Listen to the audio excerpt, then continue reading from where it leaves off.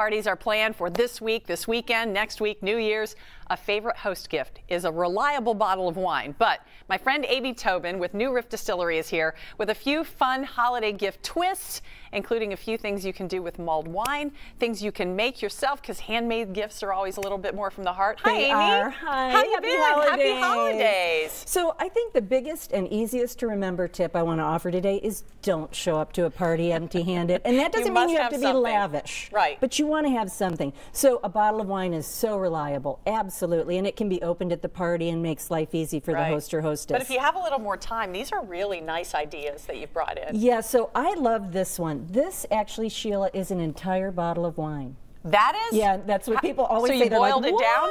You do. You reduce it. And the biggest question is, how long does that take? It depends on the pan that you use, but I don't encourage you to do more than one bottle of wine at a time. All right. It could take anywhere from 20 minutes to 45 minutes.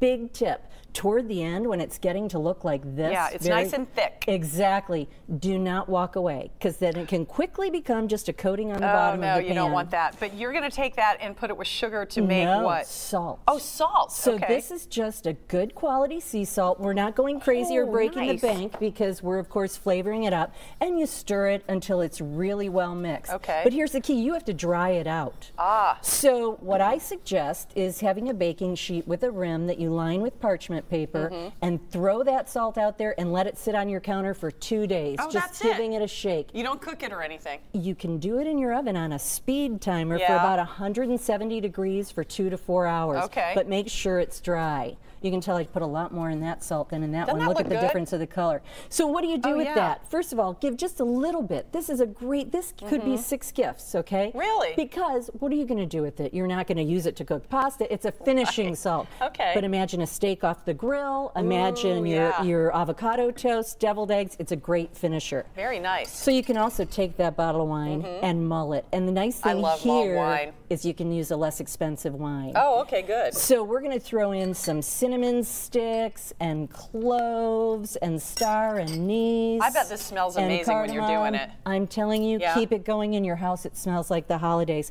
And then I like to add apples and oranges. And this I've obviously done for a while. Also sugar to taste. I know it's early to drink, but just take a little tiny taste. So this is the mulled wine already in here. Oh, that's perfect. Isn't that yummy? Yeah, so it's perfect. Keep the non-drinkers in mind and have a pot of cider simmering as well. Good.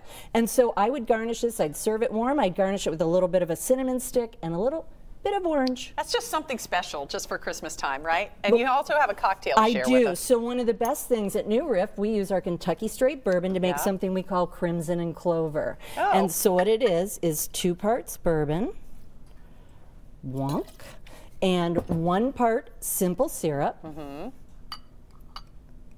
Do you like having a themed drink for your parties, Amy? I think you got to greet people with something, and then it's got to be casual, or you're not going to have fun either.